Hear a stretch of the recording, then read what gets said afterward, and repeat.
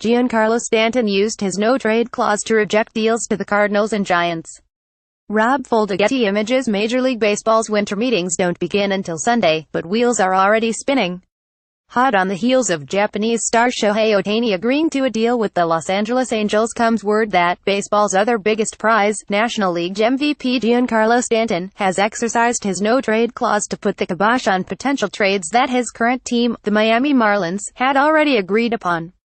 Following a report from The Athletic's Ken Rosenthal Thursday night, Stanton overruled trades to the San Francisco Giants and St. Louis Cardinals Friday, narrowing a list of potential new destinations while dealing a major blow to the only organization he's ever played for, one that lavished upon him a 13-year, $325 million contract in November 2014.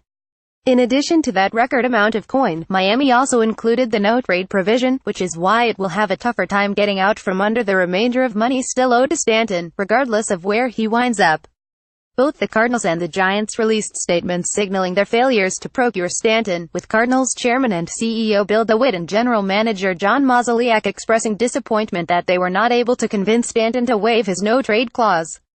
The Giants said simply, "Our agreement with the Marlins to acquire Giancarlo Stanton, subject to his waiving of the no-trade clause, will not move forward, and it is our understanding that the Marlins and Stanton are exploring other options." Rosenthal also reported that Stanton would be interested in waiving the no-trade to go to the Yankees or Dodgers, while SiriusXM's Craig Mish added the Astros and Cubs to the list. ESPN's Buster Olney reported that as part of their offer, the Cardinals offered to pick up over $300 million on the remainder of Stanton's contract, while the St. Louis Post-Dispatch's Derek Gould reported that figure was closer to $250 million. Which brings us back to the Marlins. New ownership, fronted by Derek Jeter, is clearly interested in cutting payroll after a 7,785 record in 2017, the franchise's 8th consecutive losing season.